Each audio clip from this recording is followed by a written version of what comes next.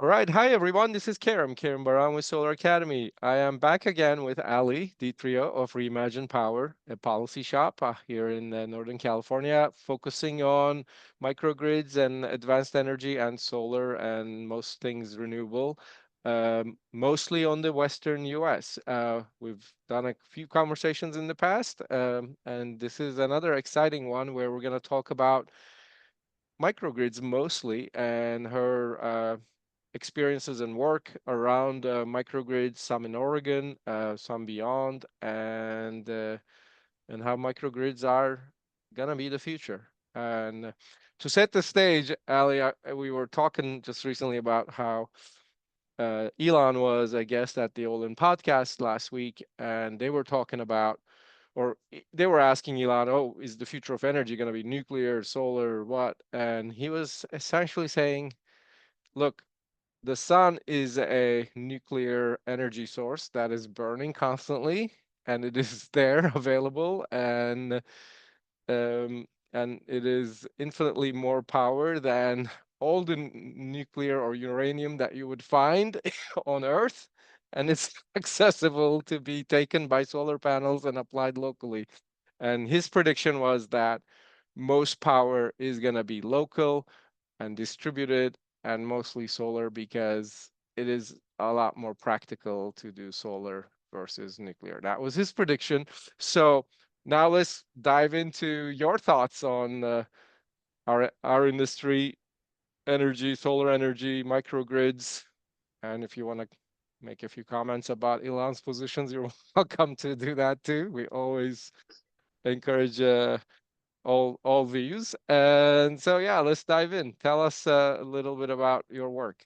Well, Karam, thanks for having me on again. It's great to see you. Great to chat. And yeah, I would say I agree with Elon on this one. And I'm a betting woman, and I'm going to quote, I think it's Thomas Edison from the 1800s. Like, I bet my money on the sun and solar energy. I hope we don't have to wait for coal and oil to run out before we tap that source. What a source of power is something along Yeah, those lines. And I think that struck me way back in my day when I first was like a weed out engineering student going into sustainability at ASU. And then, from there, moving into energy and, all the various positions I've had, leading to, being in my firm for now 6.5 years, a small business owner, consultant, wouldn't have it any other ways we were discussing.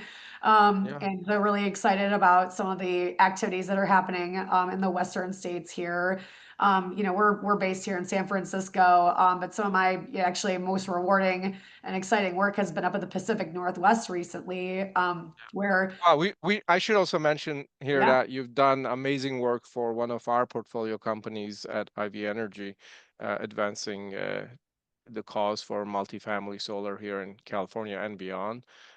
So I have no doubt you're doing similar work elsewhere as well. So tell us. yeah. Well, multifamily, I think, is a really critical building block for both just distributed community scale resources and microgrids in particular, because you have like a single building or a single property, but then you have multiple tenants and being able to Right. really optimize the energy resources at a single property, but looking at how do we share those benefits and optimizing electricity resources at a multifamily community and looking at that, how do we scale that, beyond one particular property into like a neighborhood, a block, or a community scale type of energy system that's still localized, distributed, decentralized, local, and community centric. So I think that multifamily is a really critical building block. And while our work with Ivy has been fantastic in terms of tapping into that market and really solving that split incentive problem between the renters and landlords, I think is really critical. I see Yeah. that being there's still a lot of growth that can happen in that market, but it also can really serve as a building block towards looking at microgrids at both like the single customer, like campus level, just like you would like a multifamily property sometimes has multiple buildings or facilities on one property, but then even expanding beyond that to looking at multi-property or multi-customer microgrids and community scale energy resources. And so really excited about a lot of the progress that we've made in Yeah. Oregon and continuing to make progress in other states as well. There's actually been quite a bit of work around the US on kind of community microgrid policy and like leading into project development happening. I'm just quickly tangent to my hometown of Cleveland, Ohio, or in the Midwest. They are looking at doing some community microgrids out there that passed through like a basically like a local ballot initiative. And Michigan, Ann Arbor, they're looking at doing their sustainable energy utility. It's also kind of looking to empower more community scale resources like community microgrids.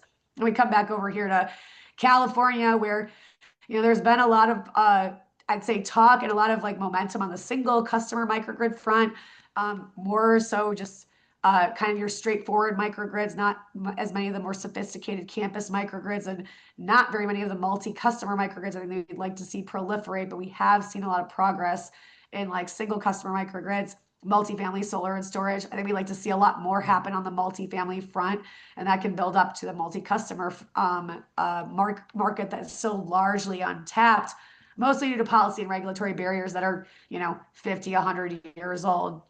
And so California, I've had the privilege of working with Senator Stern on SB 1339 back in 2018. And we helped pass that microgrid commercialization bill. And we went through 6 tracks, basically 5 tracks plus an A and a B or something of the CPUC, California Public Utilities Commission, rulemaking to implement that bill. Unfortunately, we did not really get the market mechanisms that we really need to really proliferate microgrids widely, both from a single customer and optimize those energy resources, again, through lots of different resources, facilities, customers, or the multi-property microgrids, except those that are like built, owned, and operated by the investor-owned utilities. And some of the things that have transpired in California have just largely been very kind of utility-centric, very still kind of in the mind of, investor-owned utility, profit-driven, centralized framework, not really looking at empowering customers and communities and like allowing third-party development to proliferate as widely as what we envision and what Senator Stern envisioned with 1339. So with all the trials and tribulations, starts and stops, and blood, sweat, and tears in the regulatory front, plus some more legislative efforts as well that have not been successful, save some budget funding that we've gotten, throughout the years on distributed energy resources. Oregon started looking at, they have a lot of the same issues that California has. They've got, the wildfire issues. They've got the rural urban divide. They've got, growing economic development opportunities in a lot of these urban and suburban areas. But you still got a lot of the rural issues with like just being in remote areas, having, like what happens in a natural disaster. You cannot, get back online quickly. So a lot of the same climate and I'd say energy challenges that we have here in California. I'd say in like Hawaii as well, they're an island, but they've also had like wildfires, the hurricanes, tsunamis, etc. There's a lot of different challenges that are same, different. And so Oregon started looking at California and saying, why are microgrids not proliferating the way we want to? We've seen all this great press and seen that you guys have been working on this and for years now. And really what it came down to is that some of the things that we did in California, we had to make concessions to get that bill passed. We've had to go up against, a status quo type of entity with the CPUC, the investor utilities, and a lot of stakeholders are just frankly invested in the status quo because it serves their needs and really not looking at the future or looking at kind of like empowering customers and communities and looking at our 21st century energy needs. I'd say California is still largely rooted in a business model and a regulatory system that's fit for the 20th century. Centralized top-down command and control, large-scale centralized resources, poles and wires, etc. We're making progress, but it's not as much as you might think with your boots on the ground every day. The legislation we passed, we did have to take some concessions. I wouldn't call it a poison pill per se, but there was there's some verbiage in the legislation that definitely hampered us when the Public Utilities Commission went to interpret the bill and, kind of allow for development to happen of the microgrid market and really, like I'd say, stymied the full potential of microgrids in California. Oregon looked at what we did and said, what did we do? What did we do here in California well, and what is stymieing our growth? And with all the same challenges of, again, like the climate, clean energy, climate resiliency, wildfires, affordability, like energy rates are going up there too. Their hydro had their power prices be cheap for a long time, but that's not staying anymore. and looking at how do we make sure we have Because why is it not enough? Not enough hydro to serve everyone's they're needs? starting to have a lot of the same issues as California does with the need to modernize the electric grid is expensive if you do it from the Right. 20th century business model. Yeah. And so there what's different about Oregon, I should note on that, is like while in California we have largely an investor-owned utility system, Yeah. with PG&E, Southern California Edison, SDG. We have some municipal utilities, I think it's like what 25% of the state, but we have like two Yeah. co-ops. There's like very few other utilities besides the IOUs. The They three big definitely, before the three yeah, big. Yeah. yeah, the big three. In Oregon, they do have the investor-owned utilities, so they have the same kind of profit model there, but they are nowhere near as widespread or as I'd say like entrenched in the political and regulatory system as they are in California. And Oregon has a lot more community-owned utilities, like municipal community utilities and cooperatives. So it's a much more like I'd say diversified kind of So utility the cost system. structure is not as bloated up probably as a result of that. Right. Yes, Yeah. but they are starting to see costs, especially like Pacific Core territory, starting to see costs go up, and especially with some of the wildfire issues, which I'll come back to a little bit more. Starting to see their rates rise, and yeah, they have cheap hydro in some circumstances, but that's also proving to be an issue when it comes to our water resources across the West. So there's a Right. lot of different factors at play, but the other thing that's interesting about Oregon is they're not a full-time legislature. And all their elected officials are like true public servants. They have other full-time, full or part-time jobs. They have a short session in the even years and a long session in the odd years. And a long session for them is 6 months, and a short session is 3 months. Versus California is basically a full-time legislature where we have 9 months of session every year, operates more like a DC. And most other states actually are DC not model like with that. professional politicians that just do politics and nothing else. Right. And in Oregon, that is not the case, if I understand it Right. correctly. There's the legislators in Oregon are not full-time politicians. I mean, a lot of them have, I think, larger political aspirations, but I one of the big differences I know when I went to Salem for the first time was that they were all willing to meet with me very easily. It wasn't like pulling teeth with staffers or, trying to like really curry favor in any way. They're all willing and able and interested to meet. They were very willing to be candid and talk about the issues they were facing, and they seemed very focused on not just their constituents and their district or who was funding their reelection campaigns, but really about good public policy. And I thought that was just a stark contrast to what I see and what I feel and deal with in California. And again, not to dismiss the hard work of the California politicians because this is a beast, our fourth largest economy in the world. It's a Yeah. different animal here with all the different stakeholders. And it is like again, like a DC with just a lot more cooks in the kitchen, a lot more economic activity that Yeah. yields a lot more political activity. That said, I felt like Oregon, they could be more real with me. They could be more real. And we were able to find a middle ground. There's a lot more, I think, willingness and interest in finding a compromise, from the reds to the blues, and even just again, like finding bipartisanship in the policy framework. And looking at saying that this old model is no longer serving us. And we are seeing it with the wildfires, we are seeing it with our rates going up, we are seeing it with this outdated system, and our constituents are fed up, and we are trying to do our civic duty, be a true public servants. That's one thing I really know the difference in Oregon. So we first started this foray into microgrid policy in Oregon. We had kind of like a strategy of like, let's see how much we can like really get out front there. We had some really progressive representatives in the House Committee on Energy and Environment, starting with Representative Pam Marsh. She was the chair, and some of our coalition partners, including Sustainable Northwest and several others on the ground there, really had a deep, good relationship with her, and really were interested in this community energy resilience framework that we actually had proposed in California several times. So we'd seen the resilience discussion happen in the microgrid regulatory environment here in California, and wanted to see how we could proliferate that in Oregon again. A lot of the same, climate issues. And so that was a really big piece of us taking that framework of how do we empower communities and customers to develop, like, do even just build the capacity on the ground to do like planning for resiliency, like looking at power outages are starting to happen a lot more often. We have these wildfires, we have a lot more natural disasters we have to be planning for. And with that is naturally allows for, if you have like resourcing communities, both like the capacity building and like the funding to actually start planning for resiliency needs, then all of a sudden that leads to, well, what solves a resiliency need? Microgrids and distributed energy resources, of course. So we started with that framework that we saw got a lot of support in California. Actually led to our SERI program, the Community Energy Resilience, and they added Reliability Investment Program. That framework, we took a lot of that from the legislation here and put that into Oregon. We also, as we were advocating for a lot of the things in Senator Stern's bill, was a microgrid services tariff framework, a monetization pathway for microgrids that could provide grid support services, could provide capacity, could provide these like system benefits, so that we really weren't talking about subsidies, grants, or cost shifting, which I hate that term, but really providing compensation for services rendered and providing a system benefit that makes sure that's in the interest of all ratepayers. And additionally, then you could have the resiliency benefit on the local level by allowing for microgrids to island and provide that backup power service, as well as decarbonization, et cetera. So So can we sure. double click on what you just said? So what does that really mean at a lower level of detail?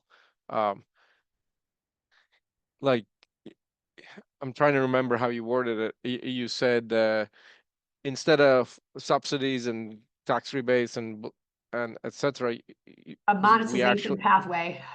right. So yeah, can you dive a little bit into that?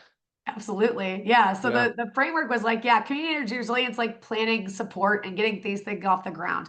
The second piece, which is the really, really important piece, and this is the one we passed this year, but it took 3 years for us to get there, is this monetization pathway for microgrids, by which microgrids are really powerful resources and they're a system, right? It's not just solar, Yeah. it's not just batteries, it's not just generation. Now, They're one thing I know from my industry conversation, because that is like really stymieing the California side, is that the rule about what do you call it, selling over the fence rule. Like you can't sell your extra energy to your neighbor over your fence. Kind of right. that is that one rule that is really blocking Yes. local communities in California to empower themselves directly from the sun and with batteries and do whatever they want with those electrons in their little block or neighborhood. And Right. instead, we need to work within those 100-year rules and maximizing profit for the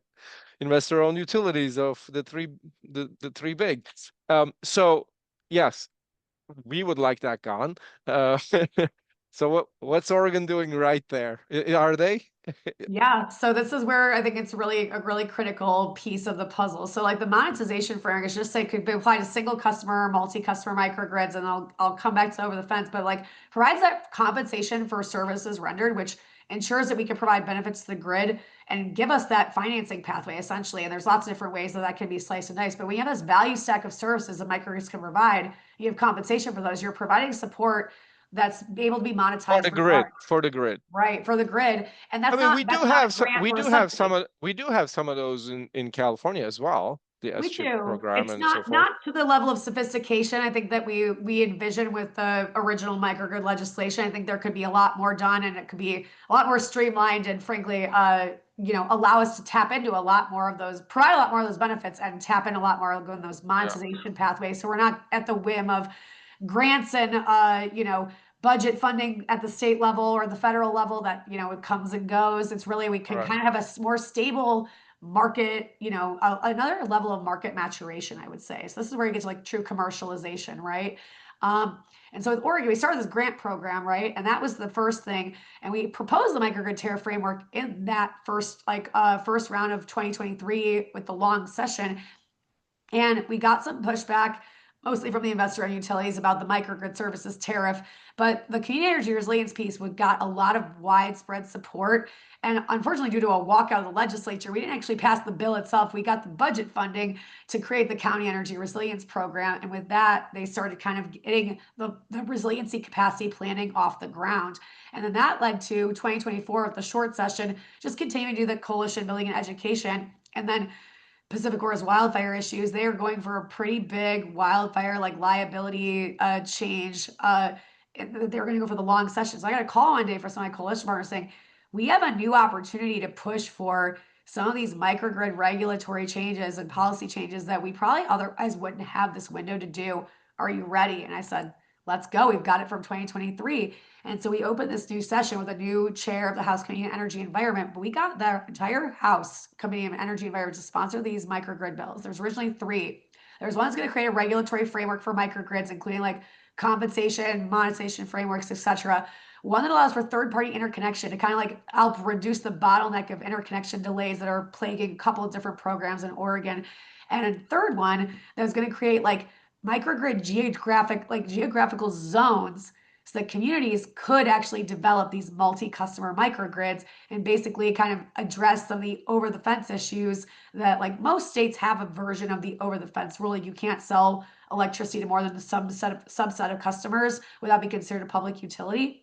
So Oregon is basically saying we're going to empower customers and communities within this framework. Eventually, that bill got folded into two. So we had two bills, and that was the framework that we had of this third-party interconnection for microgrids and community energy resources of any kind, and then the microgrid services framework, including the third-party development, operation, ownership, and like management of microgrids, both single customer and multi-customer microgrids. The Oregon Public Utilities Commission is going to have to do an investigation and regulatory proceeding on for the investor and utility service territories.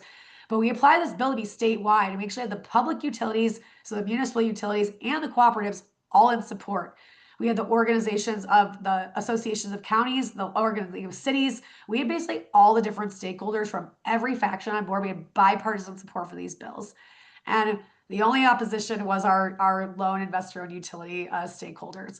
Now, we did want the Munis even wanted to make sure that they were included in the bill when there were some questions about what's the line of jurisdiction between the oversight of the state and their local control. So we did make some amendments midway to make sure that that line of demarcation was very clear, but they were supportive of being in the bill because they saw microgrids as this opportunity to help reduce some of their like system costs and help again. But a lot of when you don't have that same profit motive the investor utilities have with 10% return on any assets you deploy and operate, you start to think a lot differently. And so they don't have that same bias or that same like unlevel playing field. So we actually had bipartisan support for the bills and we moved them through the legislature. Again, there was definitely, a lot of questions to So answer. these bills have all passed. We passed them this past June, which we're really excited about. And one of the things I would say is really key is that we had strong authors. We had a lot of different coalition partners, and we had a lot of political leadership where we did not have to take concessions and swallow poison pills or really water down the bills like we really see in California and DC and elsewhere. So the bills remained basically intact and very strong in their directives. Without some of the things that we usually see at the end of session here in California, where things get watered down, things get killed, or they become so just convoluted that they become, even the road to hell is paved with good intentions. A lot of bills have good intentions, but they aren't implemented very poorly. And so we still have a lot of work to do in Oregon now that we're moving forward with the bills passing, moving to the Oregon Public Utilities Commission regulatory proceeding, which just kicked off like this past week. But I like see a lot of progress with the County Energy Resilience Program, but kind of like being a foundational piece, and then us being able to build upon that and say we need a market mechanism, a framework that really empowers customers and communities to do this statewide, and we shouldn't be relying on one tiny pot of grant funding that's going to be depleted. And then really there's bipartisan support. And the bills, like we ended up having a waiver of like the time that the bills had to be in print because they were so non-controversial. They were such a no-brainer solution. We actually waved them through the Senate and got them both passed. So it was just like a stark contrast between some of the issues that we have here in California with just a lot more cooks in the kitchen, a lot of different political forces. And we had, again, rural stakeholders, urban, suburban, blue, purple, red, everybody was aligned. And the municipal utilities, the co-ops, and I think we see a lot of like opportunity in the investor utility framework as well. Like there is opportunities for us to partner and actually all work together and find that win-win value proposition. So it's really exciting. And then I went to actually give a presentation at the Microgrid Innovation Forum in Austin about this. And literally some guy walks up to me who I saw his presentation earlier today. He's like, wow, he seems really compelling. He's like talking about performance-based regulation, microgrids, like talking about a disco party of like orchestration. And he walks to me and goes, how do we do what we did in Oregon in Washington? And how do we work together? And I was like, great, let's go do it in Washington. I've had lots of interest of other states where you see like the success, right? And that helps to build and proliferate in other states and other markets and help us build upon like the successes and learn from where we didn't have as much success we want. Like California was still a lot of progress. I'd say we made a lot of progress. And the tipping point here is now that we're seeing interconnection timelines and delays and costs are so astronomical now. that, a lot of these new developments are saying we're not going to interconnect. And then are you subject to PUC or not? So that's an interesting tipping point that we're now in California. And maybe they'll start looking at some of these other states and maybe revisit some of these frameworks and make it a lot more solid and smooth for us to develop these projects of all types. And yeah, the Yeah, over the yeah. fence rule remains one of the biggest intractable barriers to community microgrid development in California and many other states. And we're going to keep working on it. Yeah, well, thank you, Ali. Thank you so much for sharing all this wealth of experience and knowledge. Um, I would like to give a shout out to Andrew Kraus here too. I don't know if you're familiar with him from Northern Pacific Power in Sonoma County. Have you heard of him? He's led a microgrid session here at UCSD about a month ago as well. There was a really cool event just a mile from me here. Oh, And awesome. yeah, I'm actually talking to him tomorrow. I'll mention he's gets in touch with you because at that Absolutely. session I saw half a dozen plus really exciting startups all innovating at the on the on the concept of microgrids and all different layers of the tech stack for Yeah. microgrids. So that is Cool. a really exciting development. So yeah, what would you like to see the future look like? It sounds like you've done a great job in Oregon already. Um, wh- how can that work be expanded into obviously California, but other places as well? And what's kind of in your on your table these days, on your desk and vision board? Yeah, tell us a little I'm bit. never bored, that's for sure. Yeah, Well, I'd say this, like, there's a lot of different like individual projects that I'm working on right now and helping to kind of like map out different some new home communities in California, Colorado, elsewhere, looking at regulatory implementation in Oregon. So I'd still, the ink it might be dry on the bills. We still got a long way to go in terms of getting things continuing to move in the market. Looking at Colorado, Washington's now, brand new one for me. And I think too, like the Midwest, I'm kind of just keeping my eye on because I've seen, again, yeah, some of the local policy activities there are really interesting. But seeing how they have, states like Ohio and Michigan that you would not think would be on the forefront of renewables or clean energy or community focused yeah, resources, really taking the reins and doing some things differently. So I'm definitely keeping my eye out there.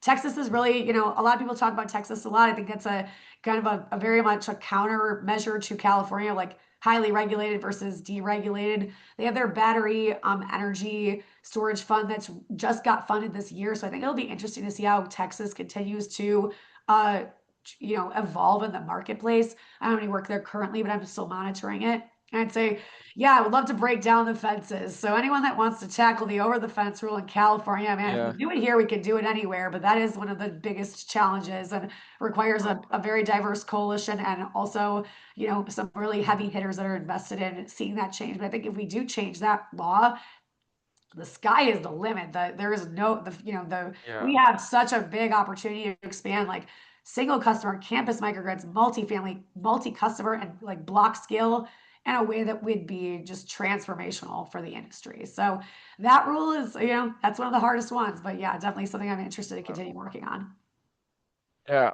On that note, I'm gonna bring up a internal confusion slash dilemma that I've been kind of like observing in the solar market. I entered this industry 16 years ago thinking, hey, solar energy, cool. I have a feeling it's gonna grow. It sounds really good.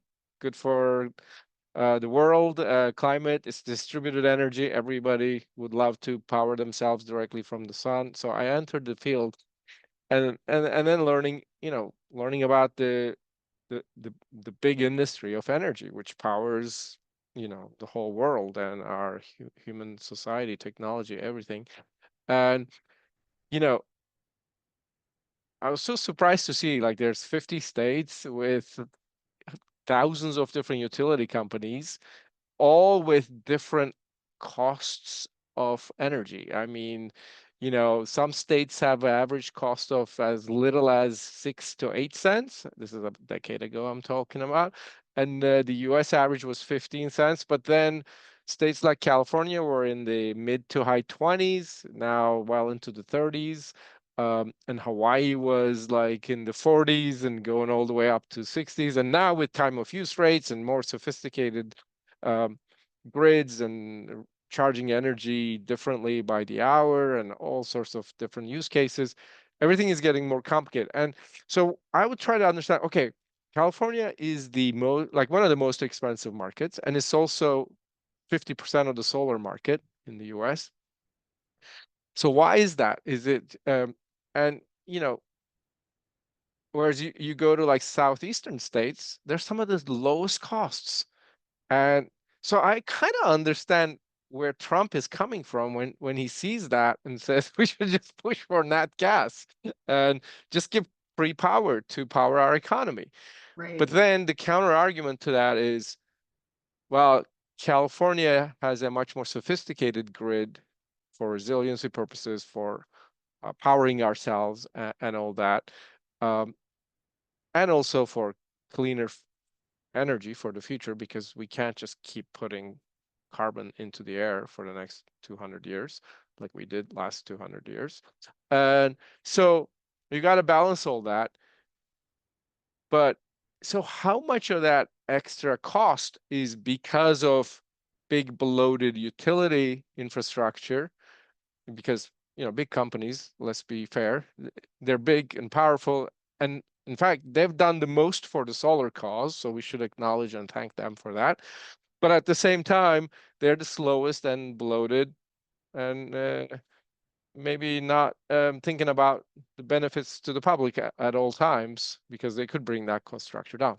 But the more they didn't bring that cost structure down, the more they justified solar. That's the irony of the situation. And the more they're justifying the microgrids, which is also the irony of the situation.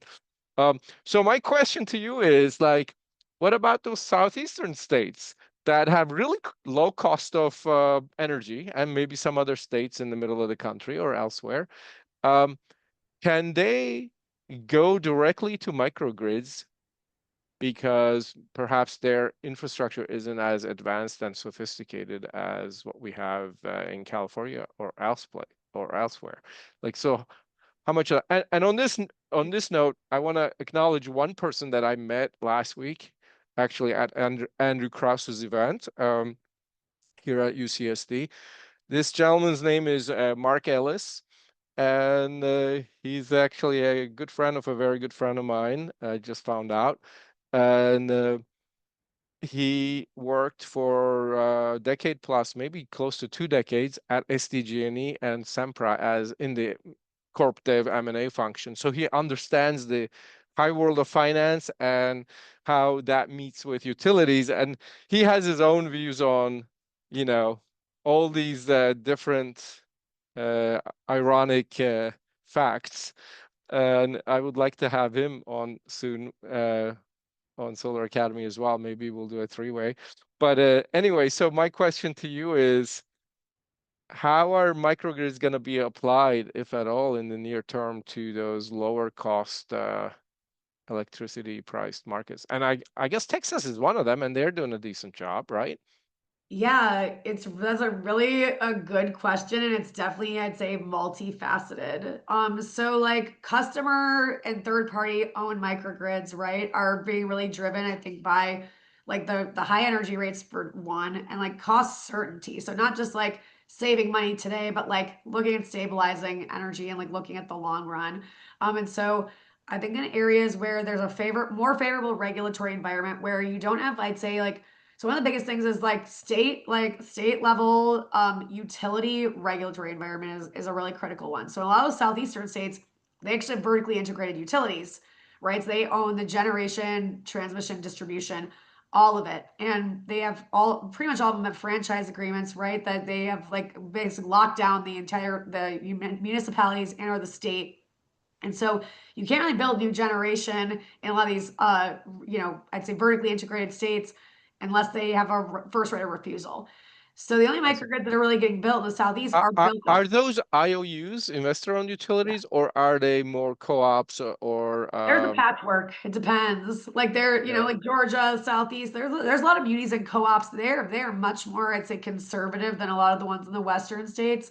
But there's where I actually see munis and co-ops. There's a lot of opportunity to do microgrids. Does conservative translate as a IOU, or does it translate as a non-IOU entity possibly? Non and IOU entities are very risk averse, I would say, and a lot of them are very conservative. So they're not necessarily willing to go out on a limb. But if you can show them so what's cool about the munis and co-ops is they're locally governed.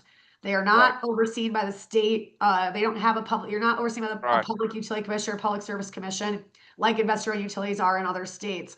And so where there's munis Eh, and co-ops, if you can show them a value proposition, again, that win-win, like I talk about that So it's a monetization. quicker decision too. And that is Yeah. what Mark Ellis was telling me. Like they are usually a lot more efficient in both serving the customer at a lower price and also in return to their investors actually too. Well, so munis Which and co-ops don't have investors, so that's the interesting thing. So they're oh just yes, trying, yeah, that's like right. they're just trying They to are include their cash flow. Basically, that they're like they're net. So if you show them a value I proposition like I guess taxpayer, from an operational business perspective, oh, they are more efficient businesses. yeah, like they're publicly run or like they're cooperative and publicly run. They don't have the same profit motive that Right, investor owned shareholder driven business does, like large right. corporations. But Yeah. they generally have been more risk averse or conservative in that regard. And I'd say this too, like there's probably like a lot less like expertise and capacity. So their rates have been lower, right? So if you don't have high enough electricity rates to drive the demand for cost control and hedging your future energy cost certainty, you're not going to get as much So demand let there. me So ask you this: in Oregon, this work you're doing, is it more for the who's jumping on it? Is it more the munis and the co-ops, or is it the IOUs?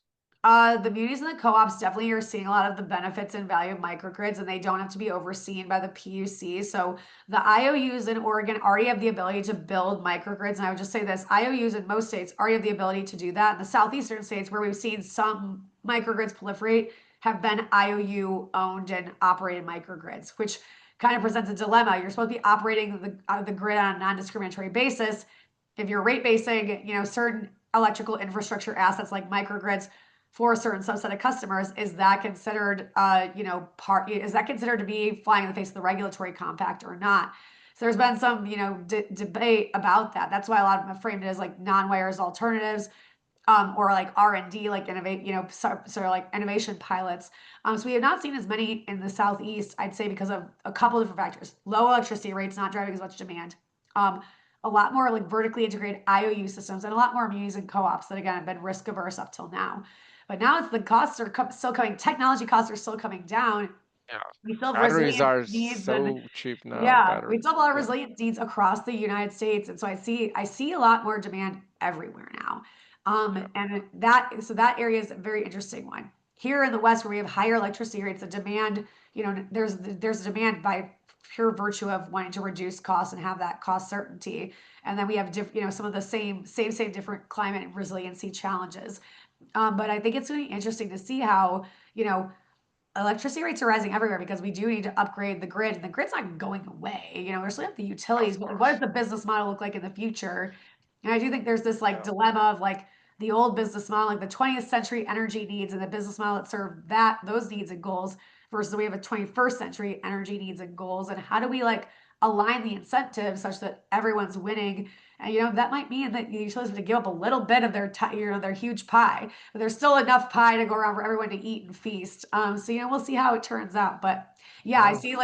see a lot of demand being driven pretty much everywhere now for a variety of different reasons. It's like resilience, cost certainty, decarbonization, and yeah, I think we're going to continue to see things proliferate. And now we see like policy leadership in certain areas that then leads itself to the next thing where then other states start looking at, well, what do we need to do? We want to do it better and differently. And how do we make this happen faster and cheaper? We want the companies to come to our state and do like, have more economic activity. We want our communities to be more resilient. It's kind of a nonpartisan issue, right? So it's one I also see like kind of transcending all those political